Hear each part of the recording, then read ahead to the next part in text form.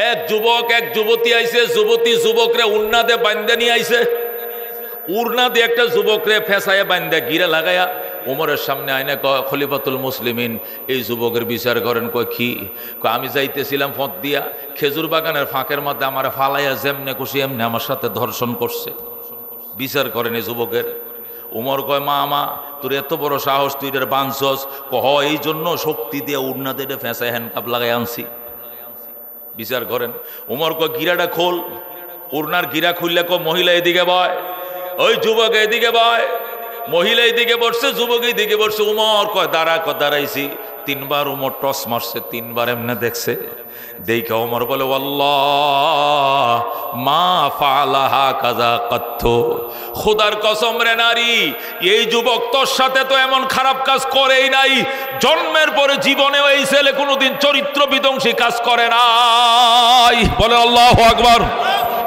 তুই কেমন করে যুবকের বিরুদ্ধে তুই অপবাদ দিলি? এই যুবক তো এই খারাপ কাজ জীবনেও করে নাই। কামনে কেমনে বুঝলেন? আল্লাহর হাবিবের দরবারে ছিলাম দীর্ঘদিন, চোখের মধ্যে এমন পেথোলজি চশমা নবী দিয়ে গেছে। নবীর সহবতে থাকার কারণে এমন পেথোলজি পাওয়ার দিয়ে গেছে, এটা টেস্ট করা লাগে না, ডেয়ানো টেস্ট করা লাগে না। এটা টেস্ট ছাড়া উমর তাকাইলে বুঝে কোনটা পাপী কোনটা পাপী নয়। আল্লাহু আকবার। মহিলাকে আমনে কই লইব?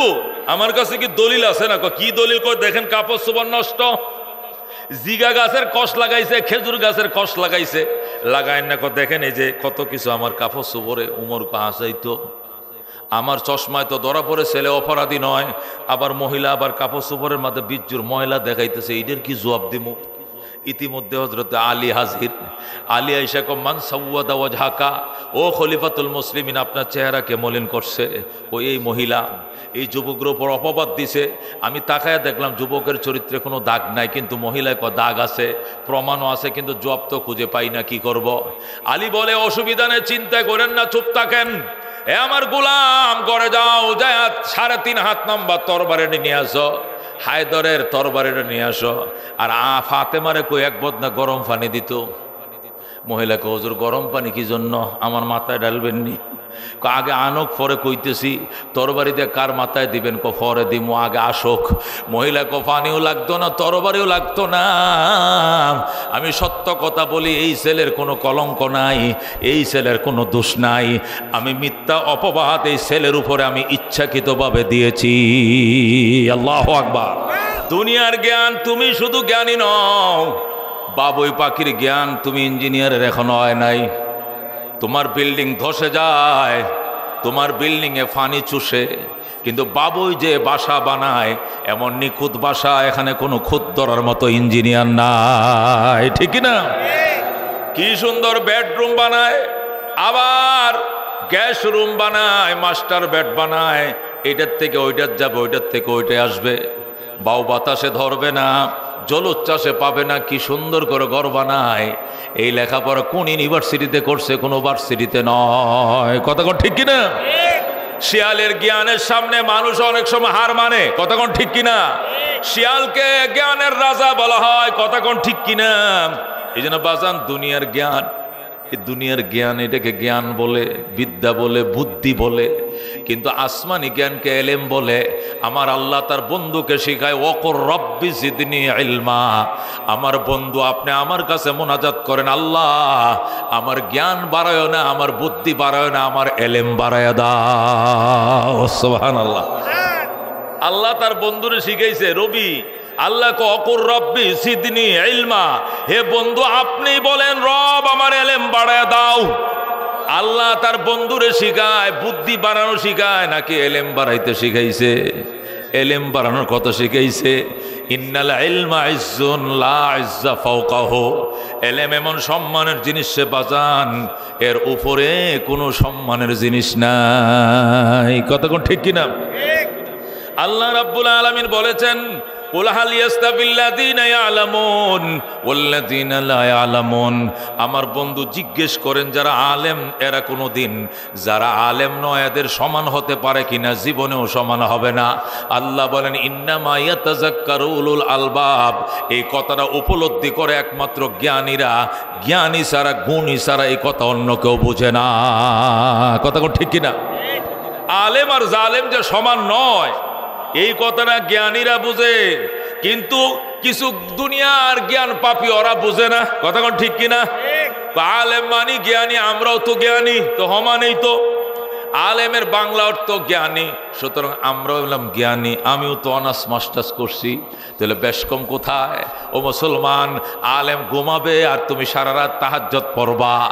আলেম এশা পরে শুইছে, আবার ফজরের জামাত ধরবে, আর তুমি মাঝখানে কোনো ঘুম নাই, শুধু তাহাজ্জুদে আসো। আলেম ঘুম থেকে উইটা দেখে তুমি 400 রাকাত পড়ছো, তার ঘুম আর তোমার 400 রাকাত সমানে সমান। কথা ঠিক কিনা? সমান কে বলছে? তোমার 400 রাকাতের নামাজ আর ওর 4 ঘন্টা ঘুম সমান, তার ঘুম আর তোমার নামাজ সমান। আল্লাহর হাবিব বলেন ফাকিহুন ওয়াহিদুন আশাদ্দু আলা শাইতান মিন আলফি আবিদিন।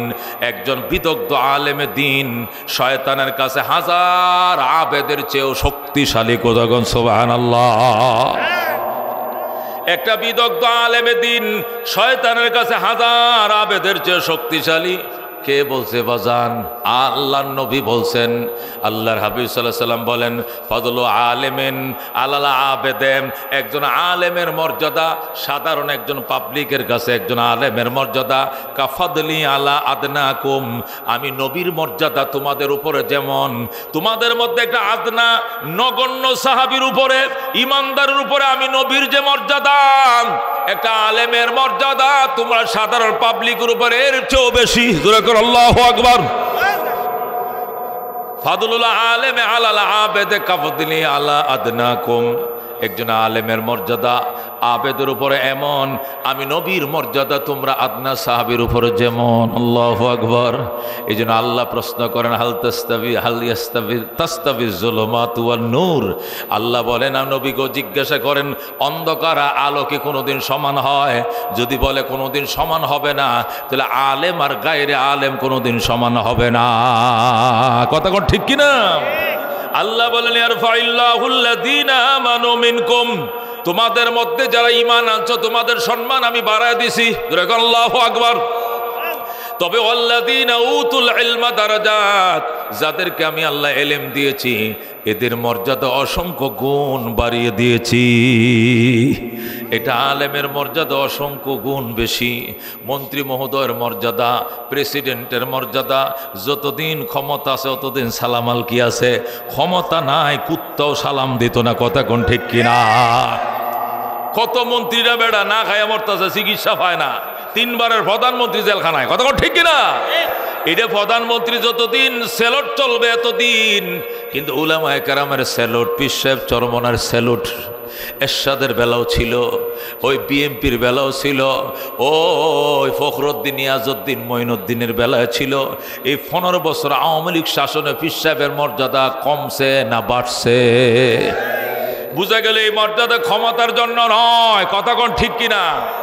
এই মর্যাদা এলেমের কারণে, খোদা প্রদত্ত এলেম আল্লাহ তাদেরকে দান করেছেন এই জন্য। কথা কোন ঠিক কিনা? এটার পাওয়ারটাই আলাদা, এলেমের পাওয়ারটাই আলাদা। ইমাম আবু হানিফা রাহমাতুল্লাহ আলাইহি ওয়াজ করতেছেন, 2-3টা ছেলে পাশে বল খেলতেছে, ছোট ছোট বাচ্চারা বল খেলতেছে। বাচ্চারা তো ওয়াজ বোঝে না, এখানে ওয়াজ চলে ওখানে বাচ্চারা খেলে। হঠাৎ করে জোরে বল মারছে, ইমাম আবু হানিফার সামনে এসে বল পড়ছে। ইমাম আবু হানিফাকে আসো বল নিয়ে যাও। বাবা এখানে ওয়াজ হচ্ছে তো তোমরা বল কেন? হুজুর আর খেলবো না, যাও বল নিয়ে যাও। বল নিতে আসছে 10-12 জন ছেলে, সব দিয়ে আসছে, কিন্তু আবু হানিফার হাত থেকে বলটা নেওয়ার সাহস কেউ পায় না। এটা কয় তুই যা, ওইটা কয় তুই যা, ওইটা কয় তুই যা। মিন্টু, সবার শেষে মিন্টু আইছে। আব্দুল সামাদ আসো, কয় না পারমু না। ও আব্দুল করিম যা কয় সাহস নাই, আব্দুর রহিম যা কয় সাহস নাই, কেউ সাহস নাই। বিপ্লব আইছে, নাম যেরকম ভাব ওই রকম। বিপ্লব আইছে, চুলডি 3 তালা করে ছাঁট দিছে। বাপেই তো আলাদা, নমুনায় আলাদা, নাম তো বিপ্লব, কামও তো বুঝেন। বিপ্লব আইসা আবু হানিফার হাত থেকে বলটা খাবলা দিয়ে দিছে দৌড়। আবু হানিফা কয় বাবা দাঁড়া, তোরা কয়জন প্লেয়ার? কয় 11 দোকানে 22 জন প্লেয়ার, 21 জন আইসে, সাহস পাইল না? তোর বুকের ফাটারা কত বড়, আমার কাছ থেকে বলটা নিতে আইসোস। কি করবেন আপনি? কি করবেন? আমার বল আমি নিব, আপনি কি খাইয়া লাইবেন? সিন্নি কারবার বিপ্লবের বক্তব্য। ইমাম আবু হানিফা বলে তোরা 22 জনে খেলোস, বল অ্যাক্সিডেন্টে মারছস, আমার গায়ের উপরে পড়ছে, আমি কিচ্ছু বলবো না, তোরা ছোট মানুষ, তবে দূরে খেল, আয় বল নিয়ে যায়। 22টা একসাথে আইসে, বল নিত দূরে খাড়ায় রয়েছে, একটা আরেকটা ঠেলে কই থুই যা, হেটা কই থুই যা, এটা কই থুই যা, কেউ আহে না। বিপ্লব আইসে, বিপ্লবের চোখ দিয়ে মনে আগুন বাইরিতেছে, লাল টকটকা, চোখের পাওয়ারে আলাদা, চুল তো 3 তলা কাটিং করা। আমরা বাপে পুতে 60 জনে চুল কাইটা শেষ, পাশের চেয়ারে আরেকজন বানাইতেছে, মাত্র তার অর্ধেক হইছে। আমি নাফিত্রে দিয়ে গেলাম, হেতে কত লবি? 150। আমগুতে কত? আপনারা সবাই 100 করে। তার মানে আমি আমার ছেলে 60টা, 5 জনে কাটলাম, 1 ঘন্টা হয়ে গেছে, খালি ফ্রেত করে মেশিন লাগাইছ, রহমান করে কাটটা দিছ, ফ্রেত ফ্রেত। আমগো 5 জন তো 500 লইবে। এই 5 জন কাটতে কাটতে হি তো এখনো কদ্দুর হয়েছে, অর্ধেক হয়েছে মাত্র। কি লেগে? কয়টা 3 তলা বানাই চুল, এটা নিচে থাকবে 1 বাস, মাঝখানে আরেক বাস, এরপর আরেক বাস হবে। আমি তো এতে লইবে 700 টাকা, দেয় না তো? কত দিব? 150 টাকা।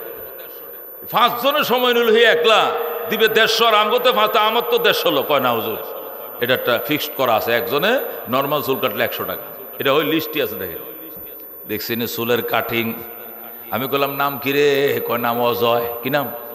বাবা, তোর বাপের নামটাও যেমনে রাখছে, মুসলমান না হিন্দু? বুঝেন না? আমি বলছি অজয় দিয়ে বুঝি না, অজয় দিয়ে বুঝার কায়দা নাই, মুসলমান না হিন্দু, কথা কোন ঠিক কিনা? যদি কইতে আব্দুর রহমান, তাহলে বুঝতাম তুই আল্লাহর গোলাম, কথা কোন ঠিক কিনা? যদি বলতে আব্দুল্লাহ, বুঝতাম তুই আল্লাহর গোলাম। তুই অজয় কইছো, যে অজয় তো অনেক হিন্দুর নামও আছে, কথা কোন ঠিক কিনা? এরপরে শরম খাইছে, বাজান রে বলতেছিলাম এলো অবস্থা, চুল কয় তালা? 3 তালা। আবু হানিফা বলে তোরা 22টা ছেলে, বলটা নিতে আইলো, সব ডে ব্রেক হয়ে গেছে, আমার কাছে কি হয়? তুই যে সাহস করে বলটা নিতে আইলি, কি করবেন? আমগুর বল আমরা নিব, আপনি কি বাঘ? আপনারা ডরাইতে হইব? ওরে বাপরে, বল নিয়ে দিছে দৌড়। আবু হানিফা কয় বাবা এদিকে একটু তুই আমার দিকে একটু তাকা, তোর আমি দেখি। কি দেখবেন আপনি? বুকটা টান দেখাইছে, দেন দেখেন কি দেখবেন? এমনি দাঁড়াইছে। আবু হানিফা কয় বাজান বুঝছি, যা দেখছি। মুরব্বীরা হুজুর কি দেখছেন? কইটা জন্মের ঠিক নাই, বাবার পরিচয় নাই, জোরে কও আল্লাহু আকবার। মুরব্বীরা হুজুর কি কোন? ইন্নালিল্লাহ, জন্মের ঠিক নাই। এর বাড়ি তো এটা পিছনের বাড়ি। খুঁজলে তো এখন বাপের পরিচয় নাই। 3 জন মুরব্বী উঠে গেছে, ঠিক আছে আগে ওইটা যাচাই করবো, পরে হুজুরের ওয়াজ শুনবো। এর আগে ওয়াজ শুনতাম না।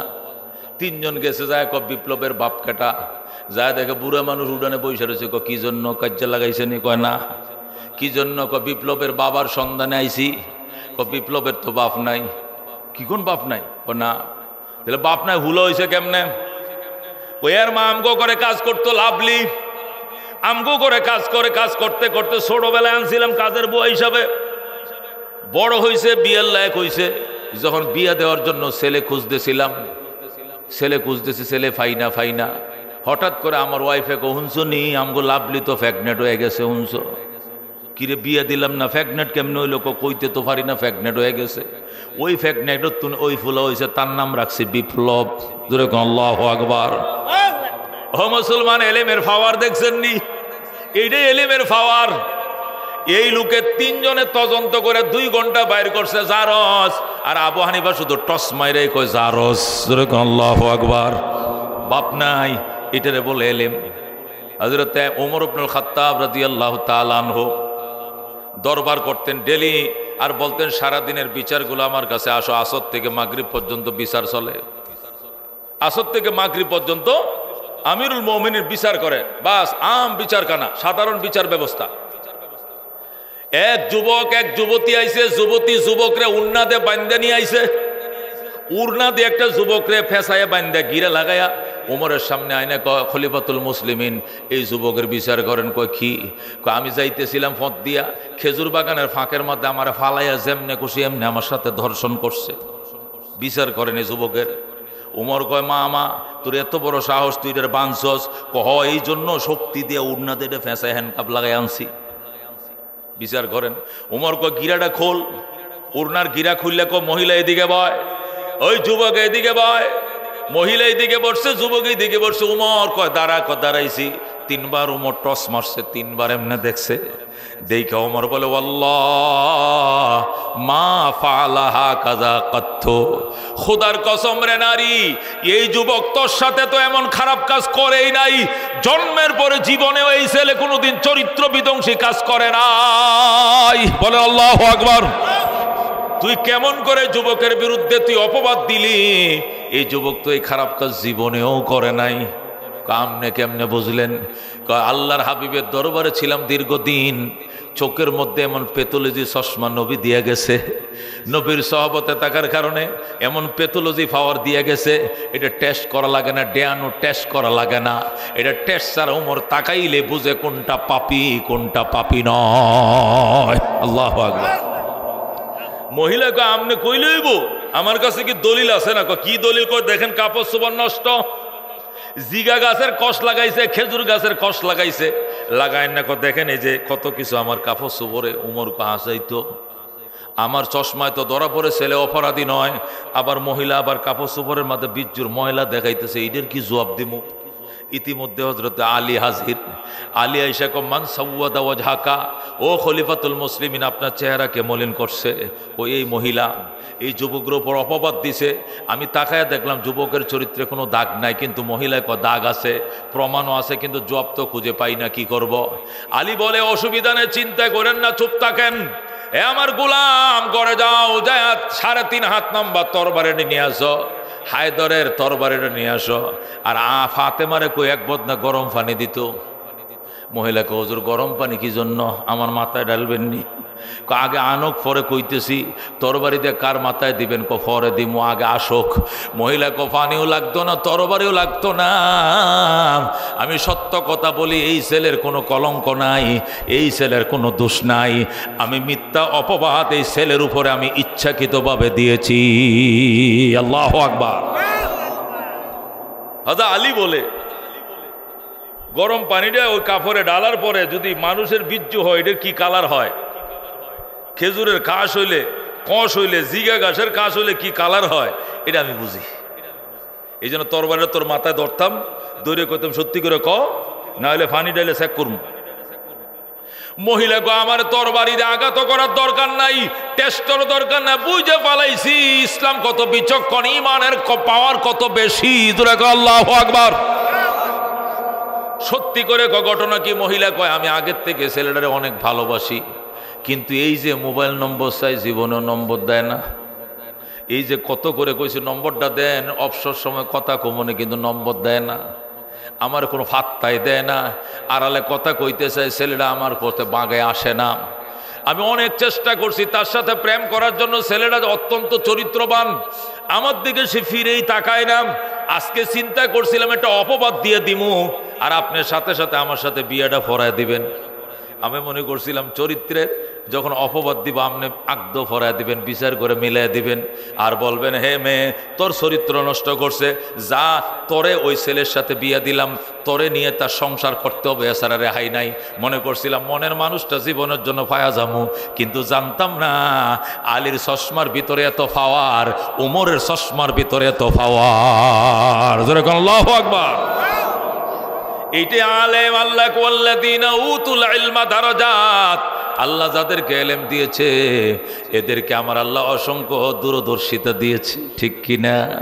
পীর সাহেব চরমনায় মহাসমাবেশ করছে, কমপক্ষ তো 20 লক্ষ মানুষ হয়েছে, কথা কোন ঠিক কিনা? ওখানে তো শয়তান ঢুকতে পারে নাই, কথা কোন ঠিক কিনা? পাওয়ার আছে, পাওয়ার দিয়ে পাহারা দিছে, কথা কোন ঠিক কিনা? 3 স্তরের, প্রথম সবুজ বাহিনী, পরে হলুদ বাহিনী, এরপরে লাল পোশাক।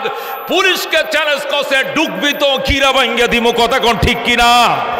এ যুবলীগ ছাত্রলীগ ঢুকবে, আড্ডি কাইটালামুম, ঢুকতে পারবে না, শান্তিপূর্ণ সমাবেশ করব, দুষ্টদের এখানে প্রবেশ অধিকার নাই, কথা কোন ঠিক কিনা? কেমন ভাবে নিয়ন্ত্রণ করছে, কিন্তু বিএমপি তো করছে, কিন্তু আউলা লাগাই দিছে, কথা কোন ঠিক কিনা? অন্যরা ঢুকছে, হেরাও ঢুকছে, ঢুকিয়া কিলাকিলি মারামারি হইয়া, জগা কিশোরিয়া ডাইল হইয়া মাটির সাথে মিশে গেছে, কথা কোন ঠিক কিনা? অথচ তাদের প্রোগ্রামের পরে করছে যখন উত্তপ্ত দেশ, যখন মুরগির মতো থাবায়া ধরতেছে, এর পরেও পীর সাহেব সমাবেশ করছে, একটা লোককে ধরার সাহস পায় নাই। কথা কোন ঠিক কিনা? এ মেয়া, দূরদর্শিতা থাকা লাগবে, রাজনৈতিক প্রজ্ঞা দুইজনের থাকলে হবে না, দলের প্রত্যেকটা মানুষের ভিতরে রাজনৈতিক প্রজ্ঞা থাকতে হয়। কথা কোন ঠিক কিনা? এই প্রজ্ঞা দুনিয়ার চালাকি দিয়ে আসে না, এই প্রজ্ঞা এলেম দিয়ে আসে। কথা কোন ঠিক কিনা? একই দিনে সমাবেশ হয়েছে, একদল সমাবেশ করে সহি সালামতে পার হয়ে গেছে, তোমরা কা পাল্লা না। এখানে তোমাদেরকে দোষী বানাই না, তবে তোমাদের সতর্কতার অবশ্যই অভাব ছিল। কথা কোন ঠিক কিনা? তোমরা সীমানা চৌকি কায়েম করতে চতুর্দিকে, আমাদের লাশ সীমানা থাকবে যাতে দুষ্কৃতিকারীরা, অন্যায় অপরাধ প্রশ্রয়দাতারা আমাদের ঢুকতে না পারে, এখানে অন্য কিছু ঘটাইতে না পারে। এই জন্য সমাবেশের থেকে বেষ্টনীর গুরুত্ব বেশি থাকার কথা ছিল। কথা কোন ঠিক কিনা? কিন্তু এটি তো করতে পারো নাই, এই জন্য দরা খাইছো। ও মুসলমান, এটাই বিচক্ষণতা, এটা আল্লাহ এলেমের ভিতরে দিয়েছে, অন্য কোথাও ওই বিচক্ষণতা নাই। কথা কোন ঠিক কিনা? আলাদা এক পাওয়ার। সুলাইমান আলাইহিস সালাতু ওয়াস সালাম রানী বিলকিসকে বলে, এই মহিলা, আমার রাজ্যে সূর্য ওঠে, আমার রাজ্যে সূর্য, তুই জানোস না? জানি। তুই আবার এখানে রানীগিরি করস, তোর কে কইছে? কি করবো? আল্লাহ তাআলা আলাইয়া ওয়া তুনি মুসলিমিন। চিঠি লিখছে সুলাইমান, ইন্নাহু মিন সুলাইমান ওয়া ইন্নাহু বিসমিল্লাহির রহমানির রহিম, আল্লাহ তাআলা আলাইয়া ওয়া তুনি মুসলিমিন। চিঠি লিখছি আমি বাদশা সুলাইমান। হে রানী বিলকিস, অহংকার দেখাইবে না বেঠি, আমি সুলাইমান পরম করুণাময় আল্লাহর নামে পত্র লিখলাম। চিঠি পাওয়া মাত্র সারেন্ডার করে হাজির হয়ে যাও, ঘাড় মোড়াইবা না, রক্ষা পাইবা না। আল্লাহু আকবার। রানী বিলকিস রওনা করছে, বিলকিস রওনা করছে, বিলকিস আসতেছে তার 3 বাহিনী নিয়ে। বাদশা সুলাইমান ডাক দেয়া, জিন পরি ইনসান কে আসো? দাঁড়াও। দাঁড়াইছি। রানী বিলকিস এখানে আসতে আরো 1 ঘন্টা লাগবে। বিলকিস আসার আগেই বিলকিসের 3 তলা ভবনটা, 10 তলা ভবনটা, 7 তলা ভবনটা, যেটা তার ভবন ছিল, ওই ভবনটা বিলকিসের আগেই আমার সিংহাসনে হাজির করবা। কে পারবা? দাঁড়াও। যেরকম আল্লাহু আকবার। জিনেরা দাঁড়াইছে। ক্বালা ইফরিতুম মিনাল জিন্নে, জিনের মাঝে শক্তিশালী জিন, 2500 বছর বয়স। কত বয়স? 2500 বছর বয়স। এক খাম্বা, এক ফিলার দাঁড়াইছে। দাঁড়ায় কানা আতিকা বিহি ক্বাবলা আন তাকুমা মিন মাকামিকা। আল্লাহু আকবার। ওই জিন যে বক্তব্যটা দিছিল, এটা আল্লাহ কোরআনে আনছে, কোরআনের আয়াত হয়ে গেছে। আল্লাহু আকবার। সে দাঁড়ায় বলতেছে, আনা আতিকা বিহি, আমি এনে দিব বিলকিসের সিংহাসন। ক্বাবলা আন তাকুমা মিন মাকামিকা। ও রানী ও সুলাইমান, তুমি যে সিংহাসনে বসেছো সালিস দরবার করার জন্য, দরবার শেষ করে এখান থেকে দাঁড়ানোর আগেই বিলকিসের সিংহাসন আমি হাজির করে দেব। আল্লাহু আকবার। সুলাইমানের রাজধানী হলো জর্ডানের আম্মানে। জর্ডান নামে একটা রাষ্ট্র এখনো আছে। আর বিলকিসের সিংহাসন হলো ইয়েমেনের সাবা। কোন? ইয়েমেন একটা দেশ এখনো আছে, আছে না? 2টা আরবের ভিতরে। জর্ডানের আম্মানে সুলাইমানের রাজধানী, আর ইয়েমেনের সাবায় হলো রানী বিলকিসের ছোট্টটা রাজধানী। সেখান থেকে এখানে দূরত্ব 1700 মাইল, 1500 কিলোর উপরে। 1500 কিলোর উপরে, 1700 কিলো কাছাকাছি হবে, বিশাল দূরত্ব। সুলাইমান ডাক দিয়ে কতক্ষণে আনতে পারবে? ইফরিত নামক খাম্বা ফিলার দাঁড়াইছে। দাঁড়ায় কয়, এখানে বৈশা মিটিং করবেন কতক্ষণ? কয় আধা ঘন্টা। তাহলে বিলকিসের সিংহাসন আনতে লাগবে 20 মিনিট। আল্লাহু আকবার। সুলাইমান কয়, হবে না বেটা। কিসের 20 মিনিট? 20 সেকেন্ডের আগে আনতে হবে। বলে আল্লাহু আকবার। 20 সেকেন্ডের আগে আনতে হবে। এখন ইফরিত কয়, তাহলে মাহফুজে দুয়াশো আমি পারতাম না। জিনের আমগোর দ্বারা সম্ভব নয়। সৃষ্টির সারা মানুষকে বলেন মানুষ পারবে, আর কেউ পারবে না। আল্লাহু আকবার। সুলাইমান কত তুরা সামনে বসিস কিলকা ফিচ্চা বড়া, এই মানুষ সামনে আয়, জিনেরা ফিসে যা। সুলাইমান তো জিনের বাদশা, ইনসানেরও বাদশা, এই জন্য সব ধরনের শ্রোতায় তার সামনে বসে। জিনেরা এসে আগে বসে, জিনের মন্ত্রীরা স্টেজে বসে। সুলাইমান কো, জিনের মন্ত্রীরা নামো, ইনসানের মন্ত্রী বসো। দুনো গ্রুপের মধ্যে মন্ত্রী আছে। দুনো গ্রুপে কি আছে? শরিক দল আছে, বুঝো না? শরিক দলের মন্ত্রী ইনু মিনুহারও মন্ত্রী আসলো না? মন্ত্রী তো বিরোধী দলের থেকেও থাকে মাঝে মাঝে, শরিক দলে জিনদের মন্ত্রী আছে, ইনসানের জিনের মন্ত্রী নামায় দিছে, ইনসানের মন্ত্রী ঢুকাইছে এবং জিনদেরকে ফিসে বয় ইনসানকে সামনে নামায় কয় এবার তোরা কে পারবে কহ। ক্বাল আল্লাযী ইনদাহু ইলমুম মিনাল কিতাব, আল্লাহর কোরআন সূরা নামাল 20 পারা। আল্লাহু আকবার। আল্লাহ রাব্বুল আলামিন বলেন কিতাবের ইলম ছিল এমন একটা ইনসান লাফতে দাঁড়াইছে, জোরে কোন আল্লাহু আকবার। ক্বাল আল্লাযী ইনদাহু ইলমুম মিনাল কিতাব, ওই ব্যক্তি দাঁড়াইছে যার ভিতরে কিতাবের ইলম ছিল, জোরে কোন আল্লাহু আকবার। দাঁড়ায় বলতেছে আনা আতিকা বিহি ক্বাবলা আন ইয়ারতাদ্দা আলাইকা তারফুকা। বাদশা সুলাইমান, তোমার চোখের পাতাটা বাড়ি দিতে দেরি হবে, বিলকিসের সিংহাসন এখানে আনতে দেরি হবে না। আল্লাহু আকবার। এবার বুঝেন এলেমের পাওয়ার কাকে বলে। ক্বাল আল্লাযী ইনদাহু ইলমুম মিনাল কিতাব, আল্লাহ বলে ওই মানুষটাই দাঁড়াইছে যে মানুষটার কাছে কিতাবের ইলম ছিল, ইসমে আজম জানতো। এটা শুধু মনে মনে কয়া ফুড আমার সেরে ভাই, চোখের ফাতা বাড়ি দিতে সময় লাগছে, বিলকিসের সিংহাসন আসতে সময় লাগে না। আল্লাহু আকবার। রাজিনা কিসফিনা লানা ইলমুন ওয়ালিল আদায়ে মালু ফা ইন্নাল মাম লা ইয়াফনা আন করিবিন ওয়া ইন্নাল ইলমা ইয়াবকা লা ইয়াজালু লাকাদ জানাল বিলাদ ওয়া মান আলাইহা ইমামুল মুসলিমিন আবু হানিফা ফামা ফিল মাশরিকিনা লাহু নাযীরু ওয়ালা ফিল মাগরিবিনা ওয়ালা বিকুফা। জোরে কোন মারহাবা। সুলাইমান কি কইলে বুঝলাম না। সুলাইমানের ডাইন পাশে বসা সে মন্ত্রী, জোরে কোন আল্লাহু আকবার। আল্লাহর পয়গম্বর সুলাইমান সালামের আপন খালাতো ভাই, ওনার নাম হযরতে আসিফ ইবনে বরখিয়া। কি নাম? হযরতে আসিফ ইবনে বরখিয়া। সুলাইমান নবীর আপন খালাতো ভাই, আল্লাহ নবীর মন্ত্রী পরিষদের উনি সদস্য, কিন্তু তার পাওয়ার হলো তার কাছে ইলম আছে। কি আছে? ডাক দিয়া কয় আমি এনে দিতে পারবো ভাই সুলাইমান তোমার গদি, তোমার গদির পাশে রানী বিলকিসের গদি এনে দিব। চোখ বন্ধ করো। সুলাইমান বন্ধ করলাম। করছি বন্ধ, খোলো, খুলছি, এই দেখো সিংহাসন হাজির। সুলাইমান শুধু চোখটি বন্ধ করে খুলছে, চায়া দেখে বিলকিসের সিংহাসন হাজির। অনেকক্ষণ পরে বিলকিস আইছে। আসার পরে বিলকিস এটা কার? বিলকিস কান্নাহা হিয়া, কান্নাহু হুয়া, কান্নাহা হিয়া। মনে হয় এটা আমারটাই যেন মনে হয়। আল্লাহু আকবার। বিলকিসের সিংহাসনটা আইনা আবার এটা রং চেঞ্জ করছে, কালার চেঞ্জ করছে, দুই সাইডটা কোনা ডিজাইন ডিজাইন ভাঙ্গে ছুঁড়ে ফেলাইছে। হুবহু আনলে তো বিলকিসে কই ফেলবে এটা আমারটা। এই জন্য আইনা যেটা ছিল পেস্ট কালার এটা করছে হোয়াইট কালার, যেটা ছিল হোয়াইট কালার সেখানে করছে রেড কালার। একটু ডিজাইন ডিজাইন চেঞ্জ করছে, কইরা কয় এখন বলো দেখে এটা বিলকিস যেন এটা যেন আমারটার মতোই মনে হয়, আমারটাই মনে হয় আমারটার মতোই। জোরে কোন আল্লাহু আকবার। ও বন্ধু, এটাকে বলে ইলমের পাওয়ার। এই জন্য আল্লাহর হাবিব সাল্লাল্লাহু আলাইহি সাল্লাম বলছেন ওই আলেম রাস্তা দিয়ে হাঁটবে, রহমতের ফেরেশতারা নূরের কার্পেট বিছাবে। জোরে কোন আল্লাহু আকবার। ফেরেশতারা বলবে আহলান সাহলান। আহলান মানে বুঝেন তো?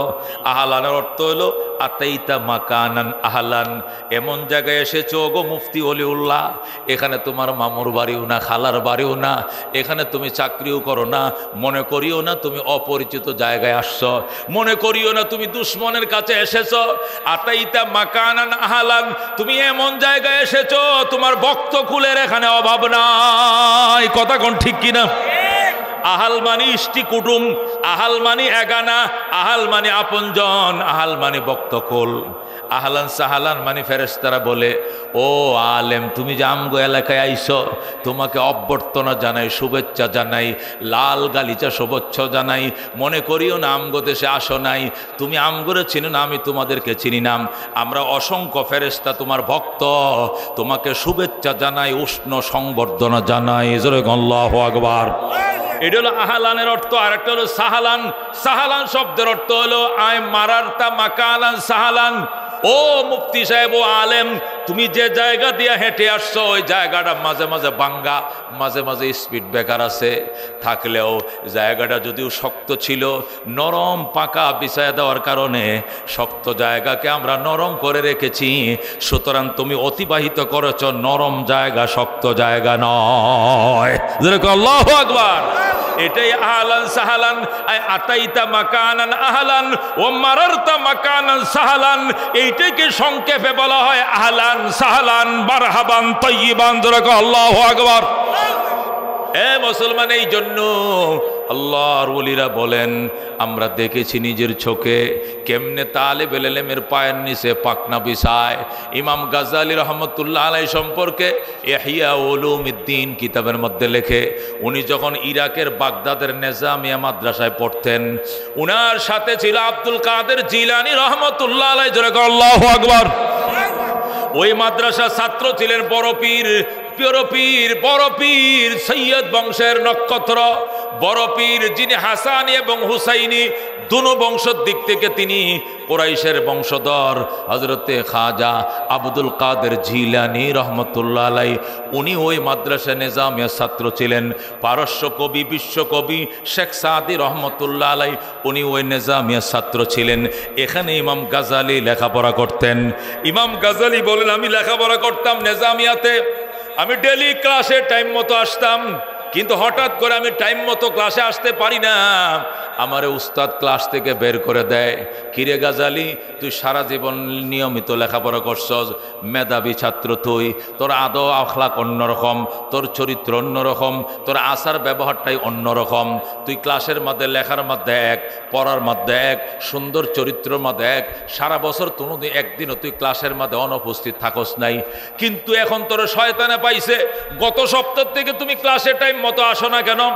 গাজ্জালী কো, হুজুর ইনশাআল্লাহ আর এমন হবে না, আগামী শনিবার থেকে ঠিক মতো আসবো।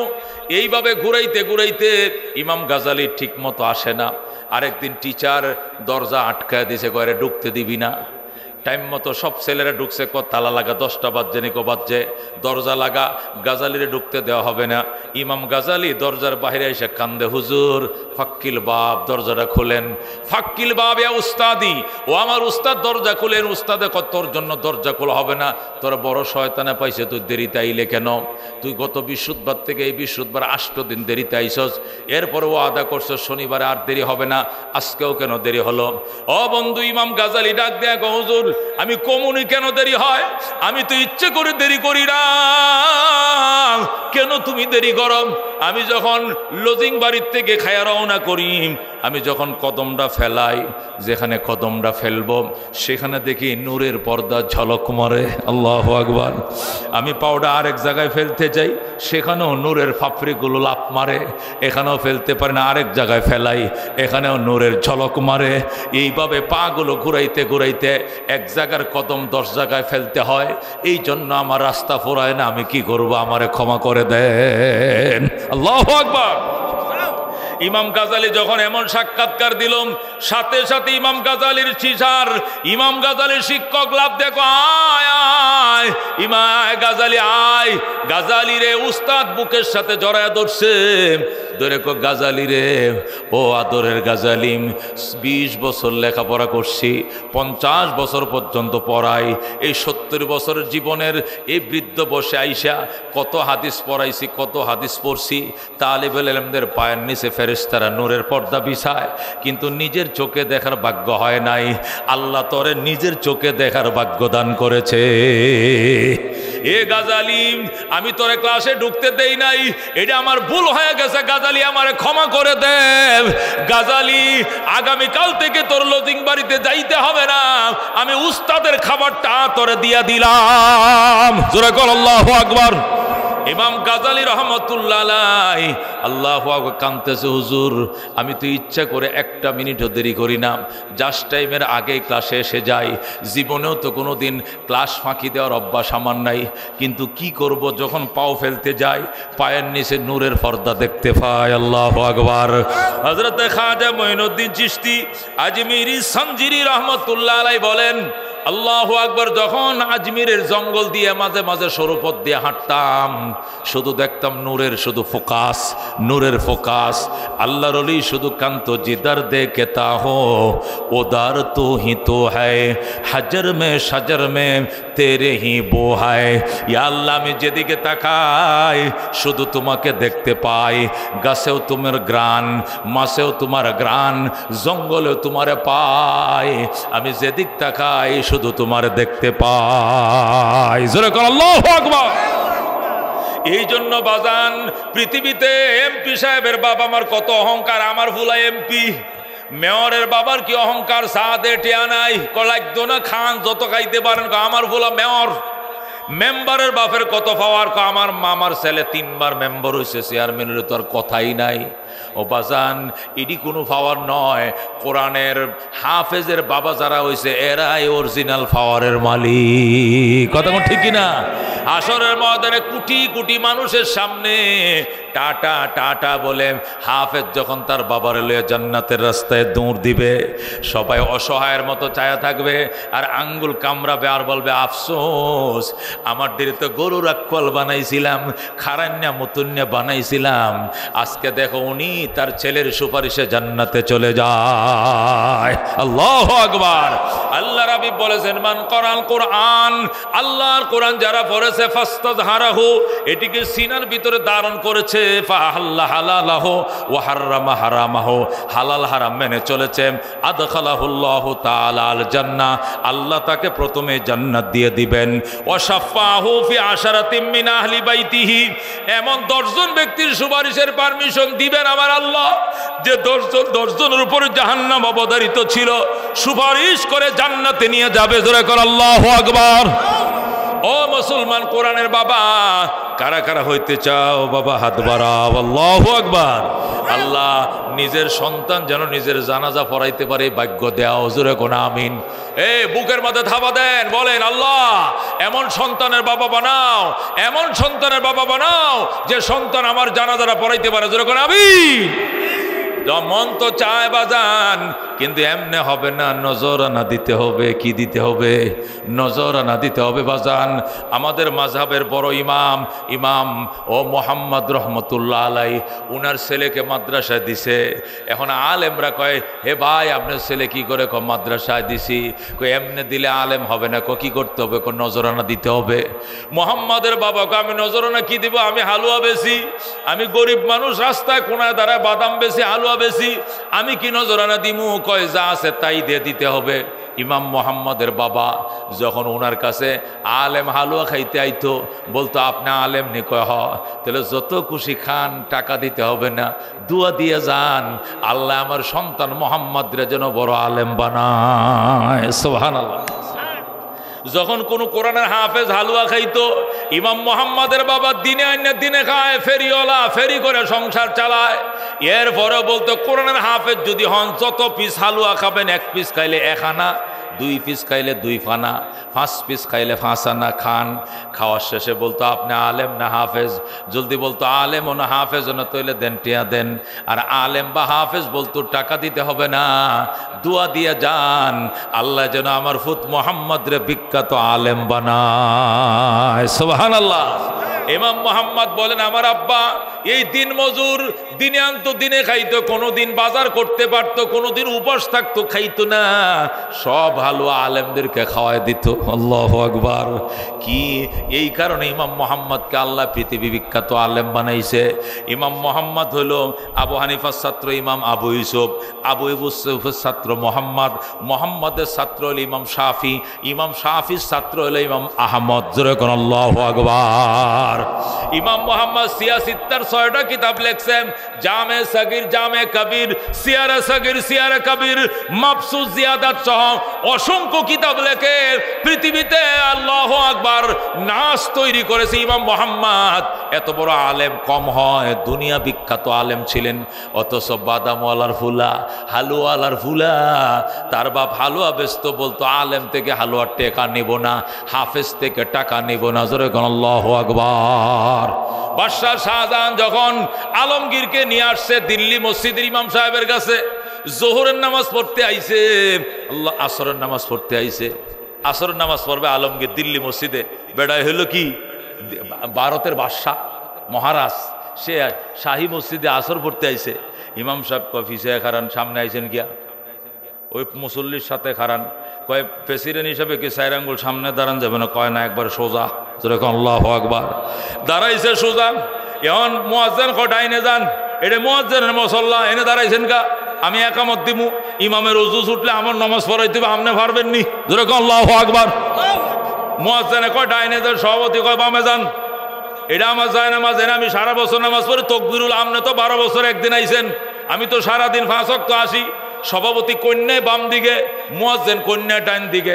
ইমামে অফিসে যাও, এখন তো বাদশা পাগল হয়ে গেছে, আপনাদের খনি ছুটে তো আমি মরে যাবো, ব্যাপার কি, মসজিদে আইছি, কোনো দামে নাই, আমার আমি দেশের বাদশা।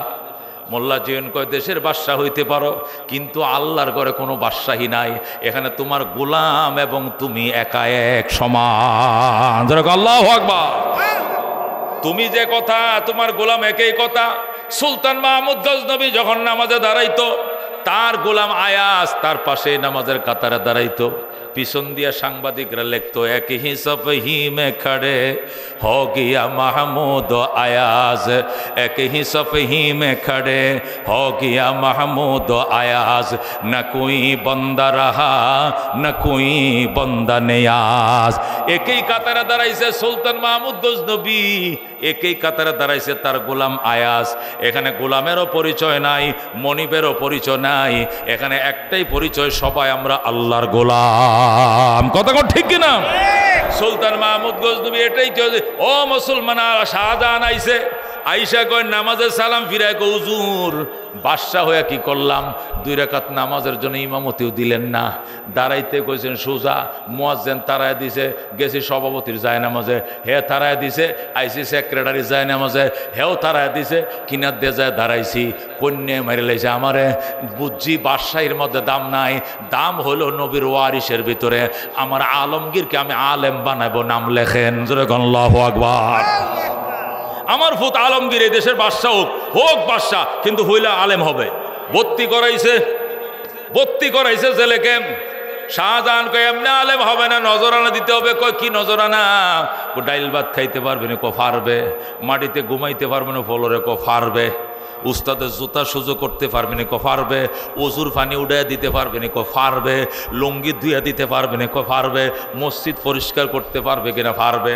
পরে যদি রাজপুত্র হ্যাডাম দেখায়, আমি সম্রাট, আমি শাহজাদা, আমি নবাবজাদা, এগুলো এখানে চলবে না। কিচ্ছু চলবে না, সব পারবে। হাসানি কহ তাহলে দিয়ে যাও। এই যে আলমগীরকে ভর্তি করে দিয়ে গেছে। শাহজাহান বৃহস্পতিবারে আইসে ছেলেকে দেখার জন্য, আইসে দেখে আলমগীর বদনাতে পানি ডালে, আর মোল্লা জিউন শাহী মসজিদ ইমাম ওযু বানায়। আল্লাহু আকবার। বাদশাহ শাহজাহান ডাক দেয়, কয় স্যার হুজুর আমি তো এইটা চাইছিলাম না। কয় কি চাইছিলা?